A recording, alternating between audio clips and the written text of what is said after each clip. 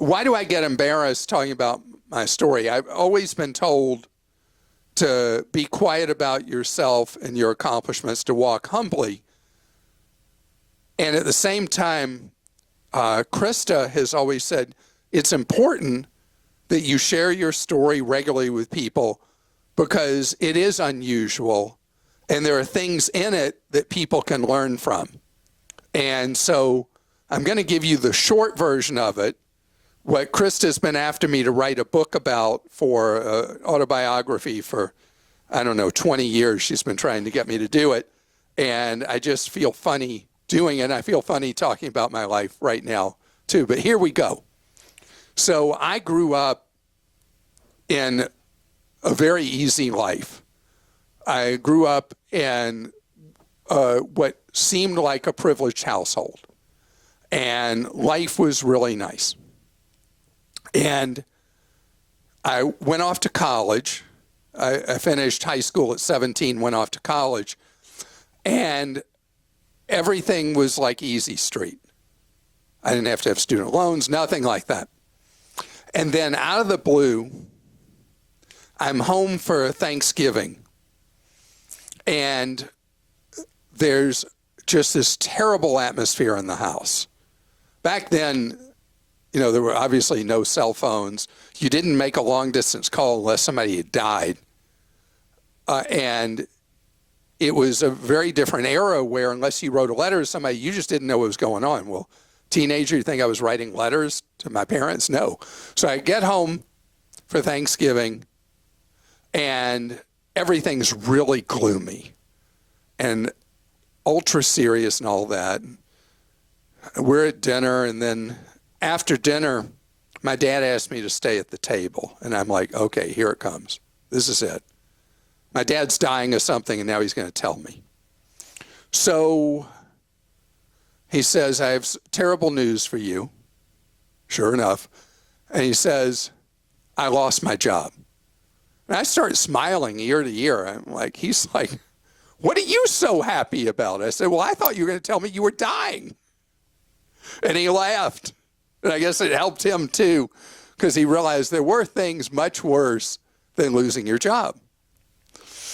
And then we were talking, he said, I don't know there's money for you to go back to college in January, which is his way of saying, I know there's no money for you to go back to college in January. And I was like shocked because my parents had always lived this really fancy life. And I assumed they had tons of money. And all of a sudden he's telling me he doesn't know if I can go back to college.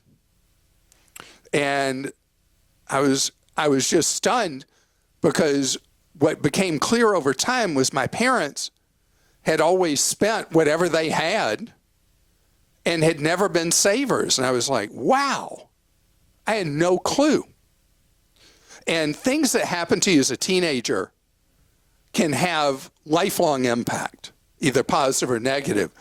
And for me, what happened at that moment turned out to be, in my case, one of the best things that ever happened to me in my life and changed the trajectory of my whole life.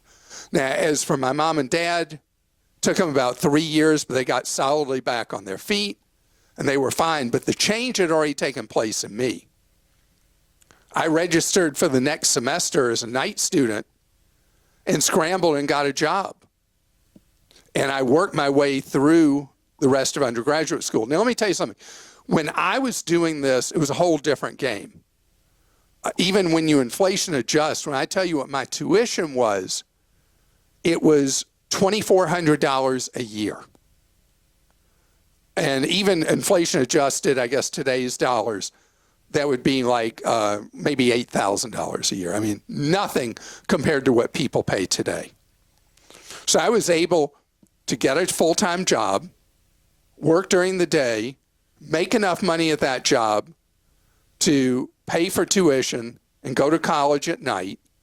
I went year-round, so I was able to graduate in 3 years instead of 4, which lowered my cost of living and all that, and got out of undergraduate school. I worked, I should tell you, I was going to school in D.C., and I was a civilian employee for a while with the Air Force during the Vietnam War. And then I worked for HUD, the Department of Housing and Urban Development, till I finished undergraduate school. And then I got a job with IBM as a bill collector, collected from accounts that hadn't paid for their IBM equipment. And what was great about that was IBM paid for my grad school tuition, as long as I got a B or better. Got the best grades I ever got in my life in grad school, because if I didn't get a good grade, I wasn't going to get reimbursed. But by the time I finished graduate school, I already had 3 years of full-time work experience. And I had learned so much that it was like I was way about life.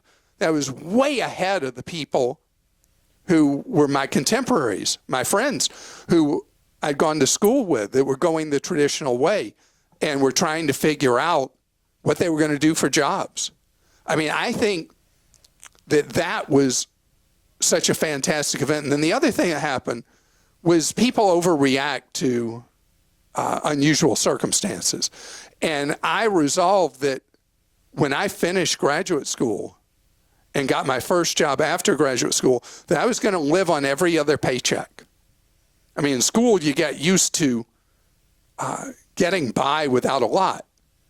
And so why was it suddenly I needed to have lifestyle creep? So I started saving every other paycheck, had my IRA. I forget what you could put in an IRA at that point. It may have been $300 or whatever it was, whatever the limit was. And I was doing that, and I was living a very frugal life. And it allowed me, when I was 25, to open my own business with all the money I'd saved. And I put it at risk in my own business. What I did was I opened a travel agency when I was 25, because the airline industry had been completely regulated by the government up to that point. And so the federal government decided who could fly where, how many seats they could have on their plane, what time of day they could fly, how many times a day or week they could fly the route, every price of every ticket, and it was stifling. So the airline industry in the United States was teensy tiny. And President Carter at the time and a guy named Alfred Kahn came up with this plan to deregulate transportation in the United States. So they deregulated the trains, the trucks, and the planes, and set up the United States at a time that was pretty negative, with another time of really bad inflation and dislocation. They set up America for enormous economic growth from deregulating those three sectors of the economy. And I thought, this area is going to go crazy once the free market, because I've always been such a big-time free marketeer. So I go into this business, and I was like a duck to water, and it just worked. And I opened one office, then another, then another, then another, then another. Ended up with 5 travel agencies, and then I was secret shopped by some guys who had broken away from a national chain. They wanted to buy my company, and we went through. It wasn't for sale, which is always a great time to sell, and we made a deal. And I remember being at the lawyers the last time before we signed the contract. And I said, we've talked about everything except what my role is going to be with the company after you own it. And the 2 guys look at each other, and one of them looks back at me and says, well, we want you to leave. And I was so hurt, it never occurred to me I was being kicked out the door. But I took my money, and I retired temporarily. I thought it was going to be permanent, and moved to the beach, east coast of Florida. And that would have been it. But I had, after a few years, had some family circumstances. I was 31, by the way, when I retired. And eventually I came back to my birth home, which was Atlanta, where I'd built that business. And, well, I was not really doing anything. I was doing biathlon stuff. I was biking 20 miles a day and swimming 2 miles every day. And I was fit like I've never been in my life before or since. And I got a call out of nowhere from a radio station that had a travel show on and asked me to come on and talk about travel. And I did a guest appearance about travel, and then they had me back for another one, and then another one. And then they said, how'd you like to talk about travel every Sunday? It's like, well, I love it, and I love to run my mouth. So I started doing that and started hosting this travel show. And then a year later, they asked me if I'd like to host a show about money, because what I've not talked about is, and is just a layer of the onion, is all the other things I had already done, investing in foreclosed real estate, buying investment properties that were foreclosures, making money from them, not to buy and turn, but to buy and own, and investing in the stock market and all these things I was doing. And so I started doing a show about money, and it morphed over the years to where I was really working, became what later became a syndicated radio show, was hired to do TV, newspaper column. I've done 10 books. I've been privileged to have 3 be on the New York Times bestseller list. 1 made it to #1.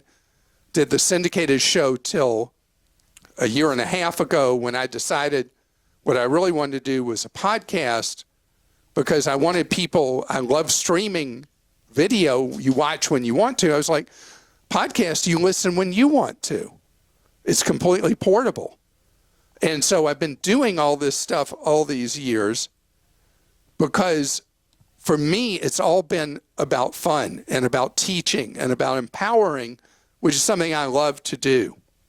Now, interestingly enough, in 1997, we started our first, it wasn't even a full website. It was like a static web page.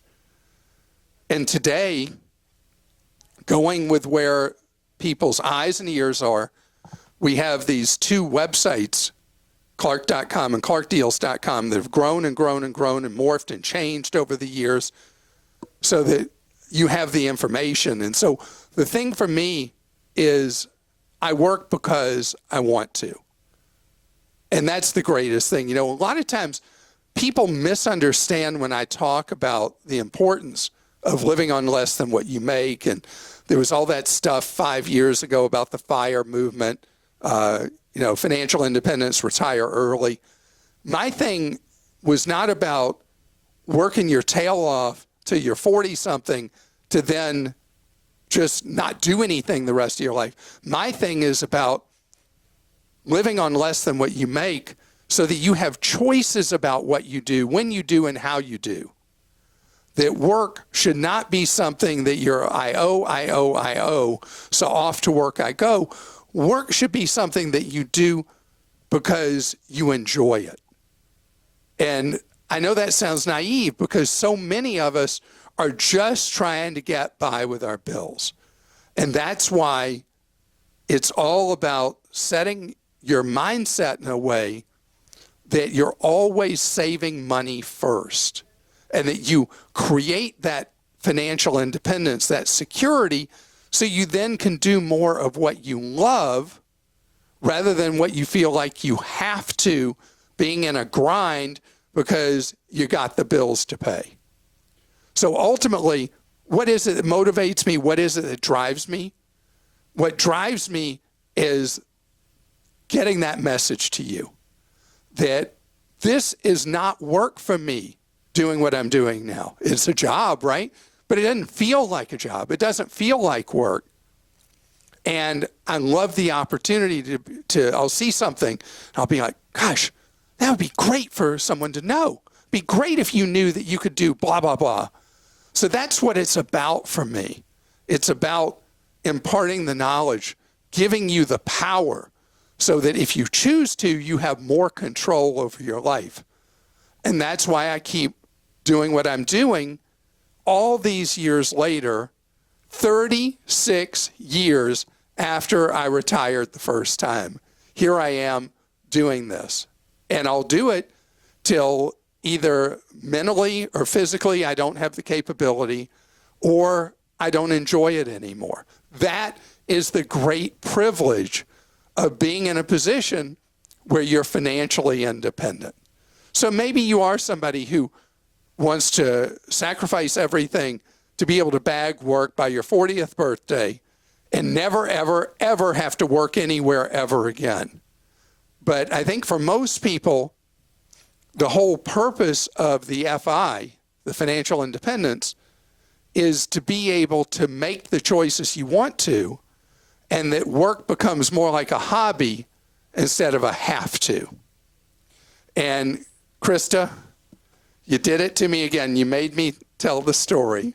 Well, and you left so much out about all the service. You weren't really retired. You started an alternative school. I mean, you've done so many different things. There are so many layers to the onion, but I think it is impressive and inspirational. But see, you've been after me to write this book forever, and my thing is, if I wrote the book, it would be like everything else I do. It would be to help people who have insomnia to fall asleep more easily.